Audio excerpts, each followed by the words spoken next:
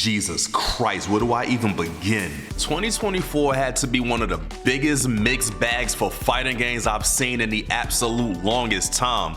And it's crazy because whether you think it was actually really good or really bad, it really doesn't just lean towards one direction. We've had a vast amount of new releases, a lot of new content, the lack of new content, the lack of communication from devs, just a mixed bag of craziness. So what we're gonna do today is run down as many fighting game topics as I can possibly remember that happened throughout the year, whether it's positive, negative, mid, or just flat out hilarious. And I'm gonna let y'all know right now, I'm more than likely gonna forget a bunch of stuff that happened, so let me know some of your favorite highlights in the comments down below. And as a disclaimer, I am going to be making jokes and roasting damn near everything, so don't take offense if your favorite fighting game is catching strays, because more than likely mine did as well. Hey, okay. Let's talk about some fighting games. I'm gonna start this off with one of the most divided games I've seen in a very long time. Tekken 8. Now, Tekken 8 is hilarious to me. It was one of those rare times where I've seen the community peacefully band together for a new entry. Players were indeed tired of Tekken 7 by that time. Tired of characters like Akuma, Geese, Marduk, me personally, fuck your mom, and many others. When January 26 hit, it was a peaceful time full of sunshine, rainbows, discovery, praise for the fact that the story was actually good, praise for the fact that you had to play your characters completely different. And it went all downhill a week or two later, Jesus Christ. All of that holding hands, hugging, this is the greatest Tekken ever while singing Kumbaya turned into whole Negro spirituals real quick. Especially when we had to deal with characters like Dragunov, King, Yoshimitsu, Xiaoyu, Launch Devil Jin, Alyssa, Fang, and many others. Man, I didn't even mention the mechanics yet, cause bro, he had everybody going crazy. He burst, he dash, he smash. It caused so much chip damage depending on who you were using, but then even with that, having to hold so many plus frames, good God. The amount of arguments that happen because your favorite thing, Force 50/50s alone had the Twitter timeline looking like the Tekken Force chapter. In my opinion though, the game is super fun. The graphics look great, the characters look great,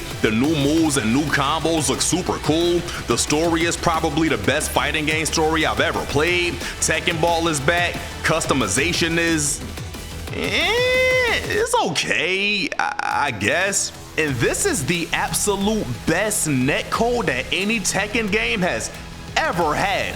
But then you play ranked. I don't think I've ever been more tilted playing ranked in any fighting game ever. And this is coming from a guy who played a good amount of Injustice 2 online. It is so dumb because I keep getting pissed off and I'm super tilted at how the game is supposed to be played, but I just won't stop queuing up after a match is over. And next thing you know, like 4, 5, 6 hours done pass by. I done ranked up and down at least 3 or 4 times within the same goddamn rank. Like, yo, what the hell is happening right now? What is my problem here? It's like a drug that you know is gonna have you tweaking, but you keep going back to it anyway. In here in a whole abusive relationship. Outside of ranked, I had so much fun with this game. When I'm with the homies in the lobby just playing and talking shit, it's some of the most fun I've had in recent fighting games. The content on the other hand, I mean, some of the battle pass was cool, only some of it. Nah, cause they really put a basic ass Unreal Engine acid ass ball in a battle pass. Like, yo, what the fuck is wrong with? Personally, I think the coolest thing they added were, of course, the foams. Nike! What? They put foams in Tekken? But that's my bias talking as a pseudo sneakerhead with about 13, 14 pairs of sneakers in my closet right now. We ain't gotta talk about that though. The season pass. Okay, I personally thought it was mid. Like, I know a lot of y'all really liked it, but I really thought it was mid as hell. Both Eddie and Lydia should have been base roster. Heihachi coming back is something we all should have saw coming, even though Harada lied to us. Like, man's flat out lied to our faces with no remorse. Damn, I need to stop yelling. But now Clive is in Tekken? Clive? I have no real opinion on Clive, cause I wanted to see Tifa in Tekken. Hey, I wasn't one of the people on Twitter crying because I knew it wasn't gonna happen. Leave me the fuck alone. But they really made that character look crazy as hell. which means they made it accurate to Final Fantasy 16. And let's not forget the controversy when we had to pay for a stage to the point where Harada issued a public apology, gave us free Tekken coins, and started to specify whether additional stages were paid DLC or not. That was some shit. And I cannot end this off without talking about the story expansion. So I'm not gonna talk about the story expansion. Instead, I'm gonna show you a couple of clips from when I first played it. So, Jaina Rolos. The backstory?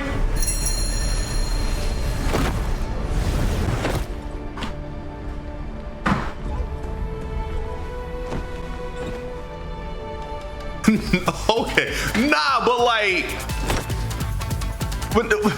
he hears the name Kazuya Mishima and all of his memories start coming back. Oh no, oh no, oh no, they said a trigger word. And of course he headbutts it because it's hey hot. Oh no. Wait, was that a trigger action? Was that a canon event?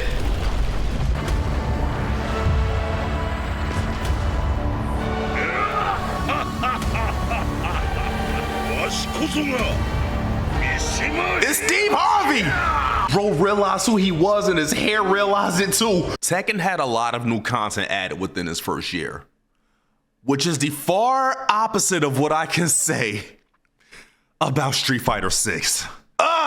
In certain aspects, Street Fighter 6 was doing great. Early in the year, we got Ed. I never really played him, but he looks cool. Akuma is the dopest he's ever looked, and he's fun as hell. Then, of course, they later revealed Season 2. And what the fuck do you mean Terry Bogard and Mai Shiranui are in Street Fighter 6? I mean, yeah, Bison is back. Man, fuck Bison! Elena's also back. Get her out of here! But Mai and Terry? Brother, they put so much love into Terry, it's insane. They might have made Terry even more fun than he is in his own games. I'm not even exaggerating. Like, they put more love and care into Terry than Terry's actual creators. Like, how does that even work? Then there were also the raid boss fights for both Akuma and Bison, and I personally think stuff like that should be added to every fighting game. It's fun, it's challenging, it's different. It makes you want to punch through your monitor. It basically tests your abilities to make quick decisions against the CPU. In other words, it's like fighting an arcade fighting game boss that was robbing you for your quarters. But then you get to the costumes. Street Fighter 6 has some really high quality costumes. A bunch of these alts look really good. Costume 2, sick. Costume 3, dope. Where the hell is Costume 4, Capcom? As of this recording, it's been over a year.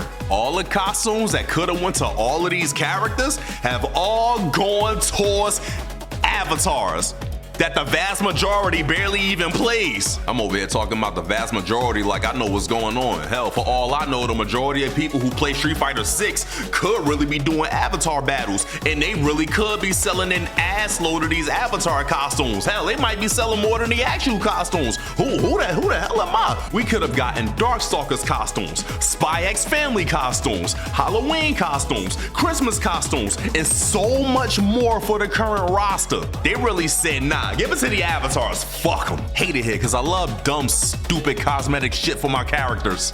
Or as Max calls it, fluffy bullshit. And yeah, I do get it. All hands might be on deck for Monster Hunter Wilds and whatever big projects Capcom working on right now.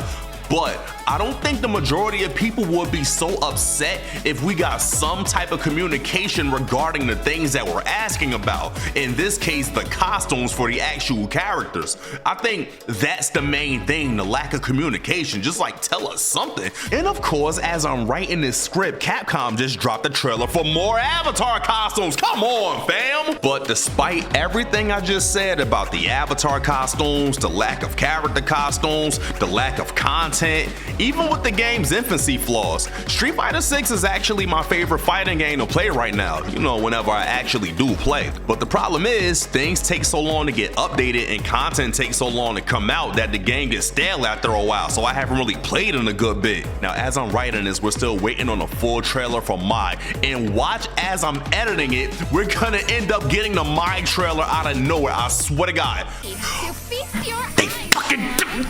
fucking did it! I will say this though, regardless of whatever issue Street Fighter 6 has, You will absolutely not catch me going back to Street Fighter V. Players really hop back on the Street Fighter V train the way Mortal Kombat players hop back on the MK11 train, cause holy shit, Mortal Kombat. In the words of Lord Maximilian, the WB-ness kicked in so hard for this game. The quality of life changes that were barely addressed. Why the hell can I still not change my costume at the character select screen? Like, brother, what are y'all doing? I shouldn't be that mad about that, but I really am. One of the most what the fuck season passes I've ever seen, and the most mid-story expansion I have ever seen in my life. Okay, no, I cannot sugarcoat this one.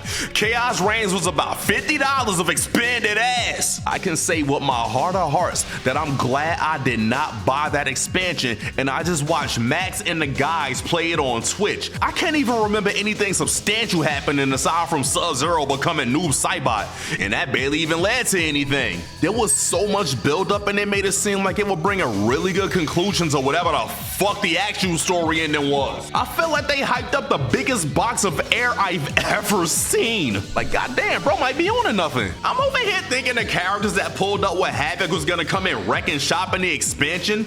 They weren't even there. Like, they didn't even show up. Instead, we got these ugly ass chaos ass alt skins that Twitter roasted to the deepest depths of hell. Now, speaking of Twitter, they went from absolutely hating the idea of female sector to shipping her with Bihan. Like, yo, what the hell? What?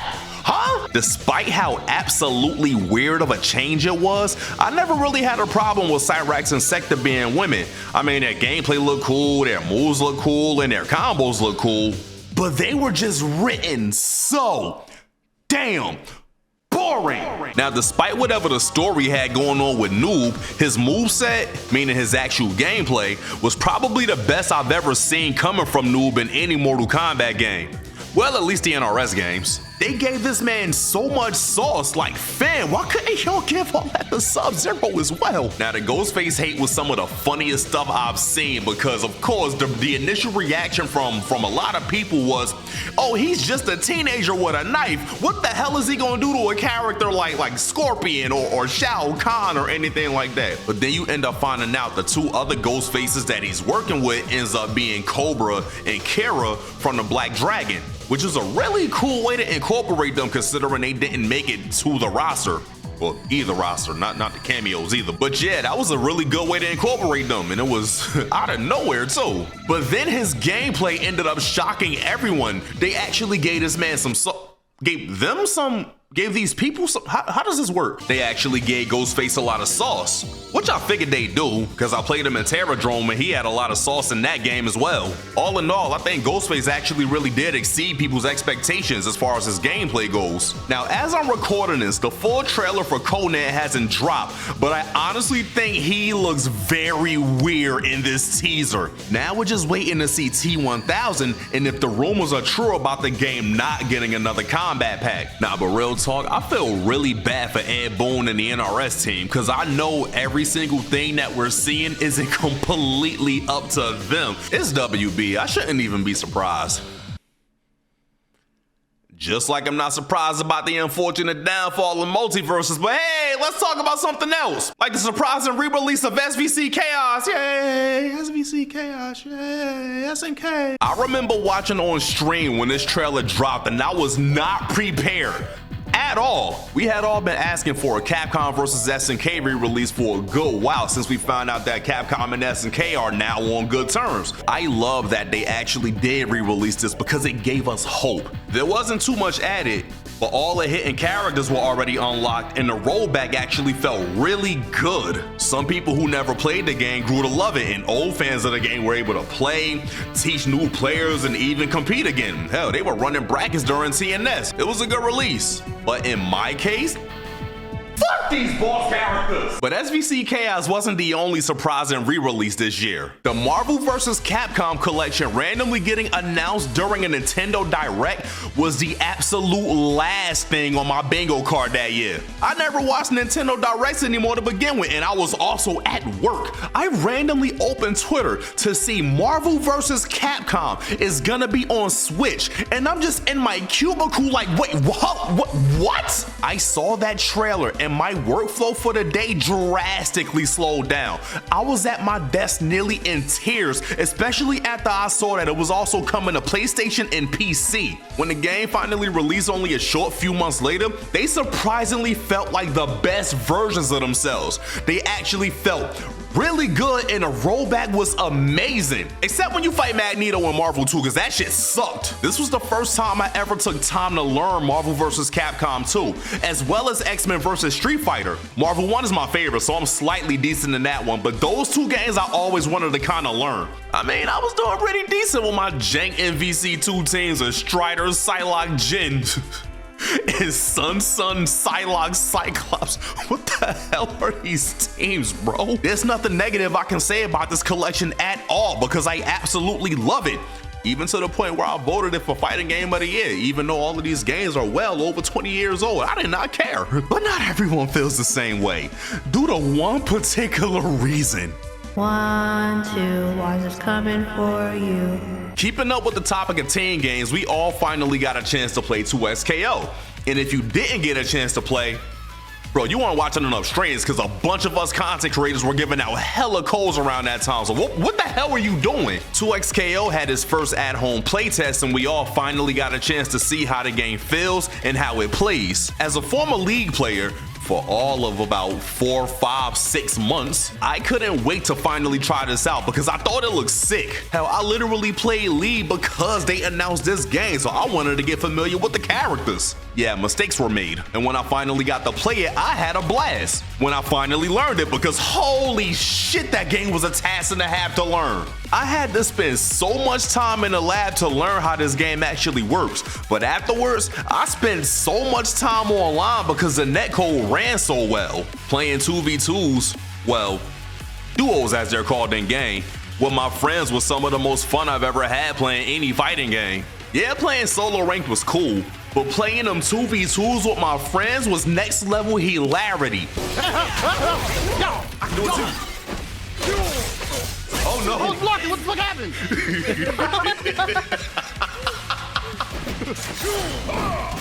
Stop it! What the fuck? Dang it. What? Stop it! That's stupid. Why does it work like that? Uh-oh. Give him kisses. I don't want your kisses, harlot. The game is supposed to release sometime this year, and they did say they will update us in February. Hopefully with more than one character, because we haven't seen a new character since Braum during Evo. Jinx was always dead, so she doesn't count. But you know what does count? Well, in our eyes at least, the mod scene in the FGC. What I'm gonna do is take a quick break from yapping and let a friend of mine talk to you about fighting game mods in 2024. All right, you're up, Insavian.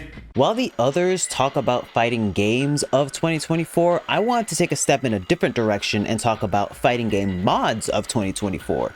At least those that stood out to me, or ones that I just simply found pretty funny. Another late addition to the mod scene that not only came out of nowhere, it was from a person who had no online presence whatsoever and yet dropped the biggest bomb in the Dragon Ball FighterZ community, Kono Dioda. That's right, Dio is in Dragon Ball FighterZ thanks to modder Kongmeng? I believe so. It's not going to be Kongmeng, I don't know. Not only is this character well placed into this game, Dio looks like this was a concept character that got removed, that got put back in because of mods. And what's crazy is that his moveset and mechanics from, I believe it was JoJo All-Star Battle R, just works really well within the Dragon Ball FighterZ world, game. They work well together. Dio still has his combos, he still has his time stop, the stand mechanic from JoJo ASBR, where I believe if you hit 3 buttons, the stand will continue to do its movement while Dio can continue to do his movement separately from the stand.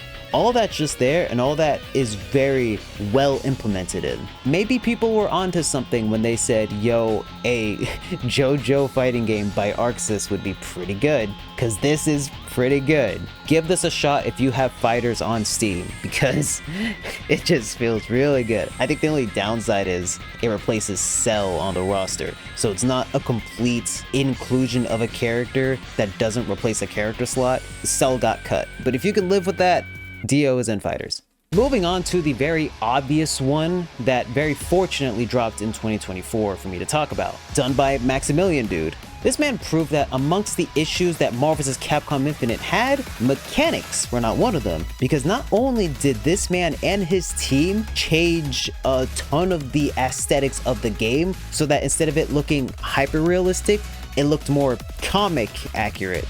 And acknowledging how, since Marvel Infinite was supposed to be kind of a, let's say, homage to the older Marvel vs. Capcom titles, he made characters like Ryu look more alpha than he did in, let's say, modern times. Venom's voice gets pitched deeper, so it sounds more like Venom instead of sounding like Carnage. Audio tracks straight up get replaced for characters done by composers like Little V, as well as Alex Mokala. Not only did the aesthetic of character models change, we got just new stages in general. Training stage became more like the training stage in Marvel 3. Some stages got a bunch of homages to Marvel vs. Capcom in general in the background. Character portraits got completely reworked so that it looks way better in that 2D setting. And not only is this a aesthetic overhaul, it's also a balance patch because some things were changed for Marvel vs. Capcom Infinite and beyond. For example, Thanos now has his Infinity Stones incorporated into the moveset, so he can just use all 6 stones during combos or just during neutral play. If you ever had issues with Marvel vs. Capcom Infinite, nothing to do with mechanics wise, now would be the best time for you to give that mod a shot. To give this game a shot, if anything, because this really makes it seem like the Marvel vs. Capcom Infinite that we should have gotten. Very thankfully that this specific version dropped in 2024, otherwise it would suck not to talk about it. The Avengers Clone Engine Tournament build for Ultimate Marvel vs. Capcom 3, which I will shorten to the Avengers build for my sake. In 2020 to 2021-ish, the whole world exploded from the palette swap characters, which is made by Tab's MVC. This added a bunch of new characters into Ultimate Marvel vs. Capcom 3, but not new characters being added in like new characters added on top of the roster. It's new characters added by replacing characters in the roster, which is how it was for a while. Then, lo and behold, we're bringing up Maximilian Dude again. Dude put up a bounty for, I think, 5K to have someone make an engine, or at least a way for modded characters to be put into this game without having to replace a pre-existing character. Time passes, we get the clone engine, which introduces a way to have modded characters be put into this game without replacing pre-existing characters. Dude gets paid. All of the modders start to come together and make the community edition for Ultimate Marvel vs. Capcom. However, since that community edition isn't completely finished yet, and this game is still being played in tournament with all the mods and stuff, a tournament edition was built that is essentially all of the characters put into one build. This is practically a new game with the amount of characters that got added into this build. As I was messing around with it for a bit, I didn't realize there were new stages put into this too. So this really is just a new game while also being considered for the tournament scenes. Just play the Avengers build of this game and just see the amount of characters and stages and aesthetics that got added to this. It's just really sick. Fighting game mods, dude, they're just so good. I will always be on the team of getting PC versions for fighting games because of stuff like this. Thank you, Rizzy, for having me. My name is Insavian. Be sure to follow me on Twitter, Blue Sky, and YouTube, all the same name. I sometimes make decent content, and I'm an okay editor, so if you're looking for an editor, hit me up. Speak Speaking of anime fighters, there's another anime arena fighter coming out pretty soon that players are looking to once again save arena fighters. That would be Bleach Rebirth of Souls. And I don't know a damn thing about Bleach, so I'm gonna let Reese talk to y'all. So, you picked Reese, and I picked Bleach. Why did I pick Bleach? Well, because Tekken was taken. Hey man, I keep telling y'all, whether they're good or bad, I'm gonna get these jokes off, and I had a lot for Tekken, so you be aight. But aside from that, Bleach is honestly one of my favorite anime series of all time. And not many people outside of, or maybe even inside of the FGC might know that there's a Bleach game dropping in a little over 2 months from now, which is crazy to me. So while in my heart, Tekken will always be number one, Insavian.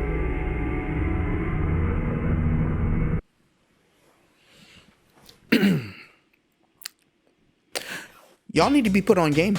Bleach Rebirth of Souls is looking like one of the most technical anime games yet, seemingly combining elements from every single fighting game genre, and it looks amazing. 8-way movement, Soul Calibur, EX meter, Street Fighter, reversal options, almost every anime fighter ever.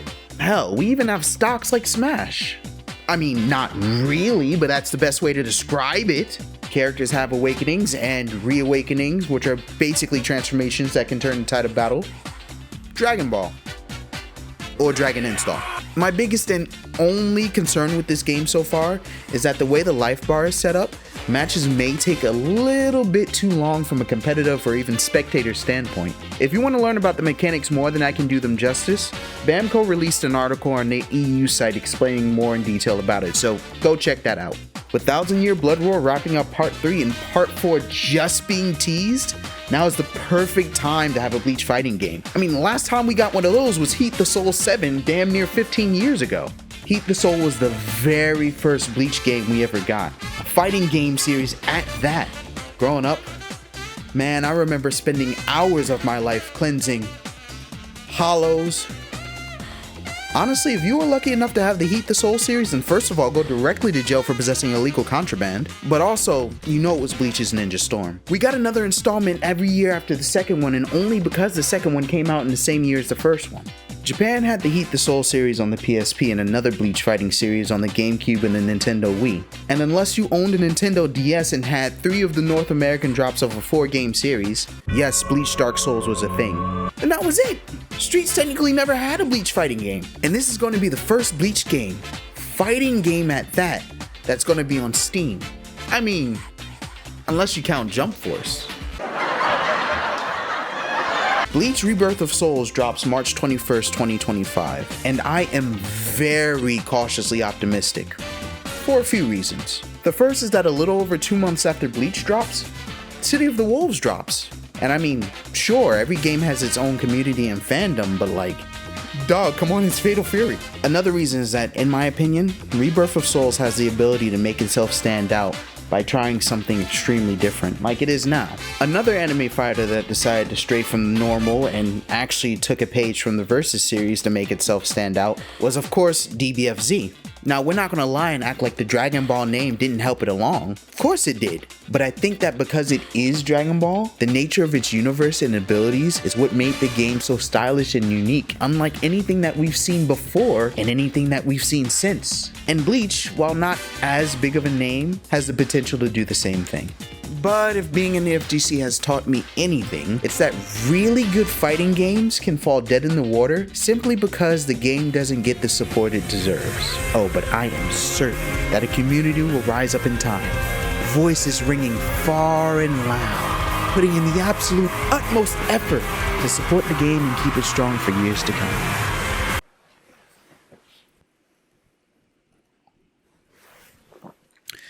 Just like the people who wanted Clive in Soul Calibur 6. I mean, I get it, but when's the last time you even booted up the game? You even have it installed? Have you even been to a local lately? Shut the fuck up.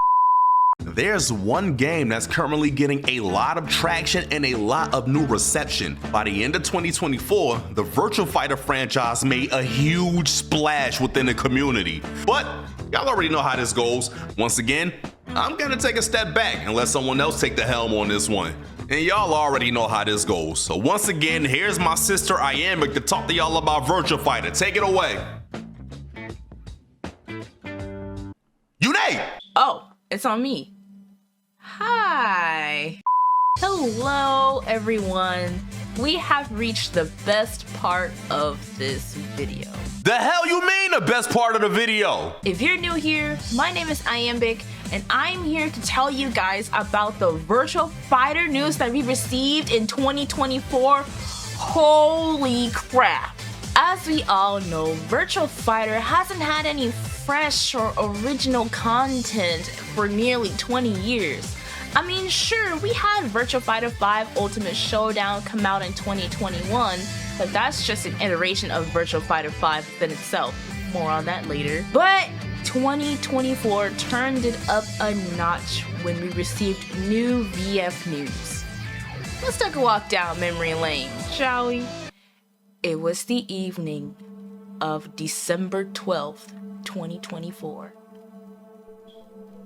Everybody was watching the Game Awards, anticipating what announcement might pop up next. And then, all of a sudden,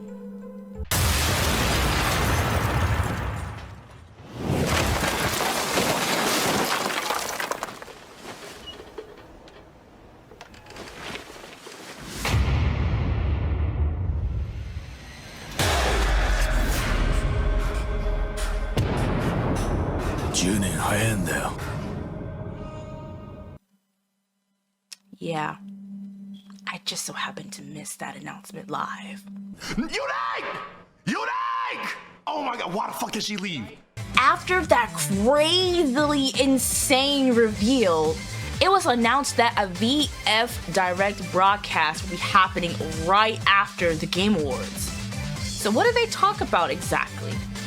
Well, they showed the new character models for Akira Yuki, showing a huge time skip between Virtua Fighter 5 and the new Virtua Fighter project. And they also showed the character model for Stella. Yes, Stella. Not Sarah, Stella. This was confirmed via a Famitsu interview. Please be sure to check that out when you can. And they just only talked about like the smidgen of gameplay that we saw in the trailer. They didn't have more to reveal at that moment, but showing those character models was enough. Can't wait to see what they do in the future with this new Virtua Fighter project. I'm so excited, and I hope you guys are excited as well. As we all know, Virtua Fighter 5 had a plethora of iterations come out within the years, right? We had Vanilla Virtua Fighter 5, Virtua Fighter 5R, Virtua Fighter 5 Final Showdown, and Virtua Fighter 5 Ultimate Showdown. Now, we do have another Virtua Fighter 5 iteration that's coming out pretty soon. That is Revo. Now, don't fret. It is a new Virtua Fighter 5 iteration, but Virtua Fighter 5 Revo specifically is a PC exclusive iteration that is on Steam, ready for pre-order right now. It is coming out on January 28th, 2025, so y'all be sure to pick up y'all pre-orders. It has a whole new balance patch that was updated. You know, you have the characters, new combo routes, new toolkits, new weight class changes, and so much more. They recently did a Virtua Fighter 5 Revo open beta immediately after the direct was over. So you guys had access to the online beta with a rollback netcode, might I add. And they received tons of feedback, so that was exciting within itself. They also have their own Virtua Fighter official Discord server, so y'all be sure to check that out as well. Now y'all may be wondering, well yeah, Iambic, PC is cool and all, but what if I don't have a PC and I want to play Virtua Fighter? Hey, don't fret. Virtua Fighter 5 Ultimate Showdown on PlayStation was upgraded to version 2.0. The same balance patch applies, same character changes applies, just the difference is you're on PlayStation rather than PC. So that is available to play right now, so y'all be sure to check that out. That was a lot to take in at once, man. I just want to go in the corner and cry. On a serious note though, guys, I can't wait to see what Virtua Fighter has in store for us within the near future of this year and the years to come. So let me go back to my 2021 self and bring up the Virtua Fighter propaganda.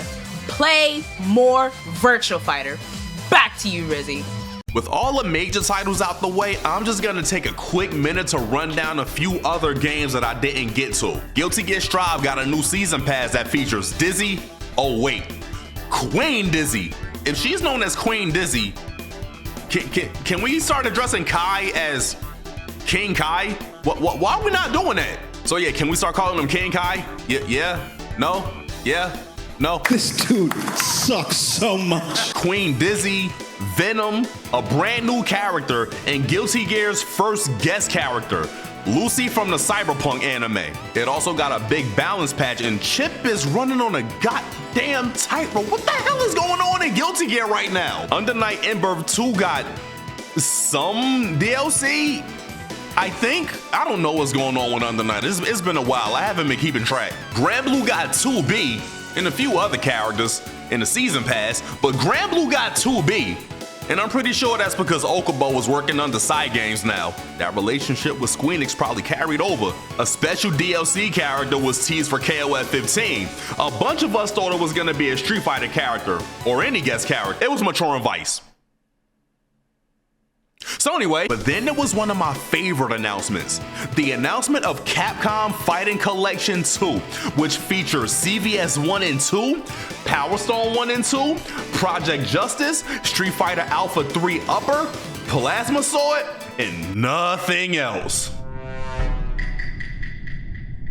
Okay, fine, Capcom Fighting Evolution, goddamn. Bro, when I tell you me and my friends are gonna have the dumbest time playing 4-player Power Stone 2, but CVS 2 or rollback is something I've wanted for who the hell knows how many years, and we're finally getting it. But let me stop, because I already made an entire video gushing about this whole thing that y'all should probably check out. Now, we also got a bunch of indie releases. First up, we finally got the release of Bizu Legacy, which is an extremely chaotic lane-based fighting game where up to 4 players can do a bunch of crackhead shit, and it's fun as hell. There was also the release of Corrupt, which is a futuristic 1v1 fighter that's heavily combo-based. If you want a fighting game that's loose as all hell, that's definitely the one for you. So while editing this video, I actually forgot that we also got a re-release of Rage of the Dragons a couple of months ago. And with that, there is online capability. And of course, they added that rollback netcode. There was a beta for it a couple of months ago, but due to the way that the beta was scheduled, I didn't actually get a chance to play it back then. So I can actually try it now. The biggest one that was on everyone's radar was definitely Rivals of Aether 2. Rivals 2 is a platform fighter that's very fast-paced and heavily combo-based. I'm ass at platform fighters, so you ain't gonna see me doing any of that though. And I personally think, along with a bunch of other people, this is the platform fighter that should have been nominated for Fighting Game of the Year instead of Multiverse. And last but definitely not least, we finally got the release of Blazing Strike. This is another 1v1 fighter that takes heavy inspiration from old school 2D fighting games, specifically Street Fighter 3. And that's pretty much all my jacked up brain can remember right now. But before we go, I of course have to present to you my most anticipated fighting game of 2020. It's Fatal Fury.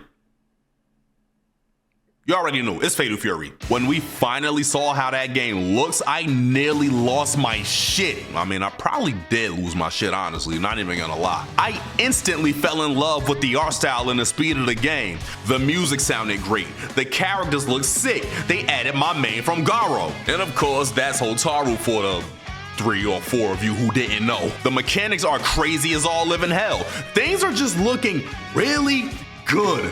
But then they showed us that there's not only a jukebox, but a color editor too, like SNK, please. But then they later revealed the price of the game in the season pass, which ended up not even being full price. And the season pass is basically free. Like, fam, what is happening right now? But then what got me right, early as all living hell during a presentation, we got the announcement that both Ken and Chun-Li from Street Fighter are gonna be guest characters. All right, deadass SNK, just take my money already. Now, all we're waiting on at this point is a beta. Where's the goddamn beta, SNK?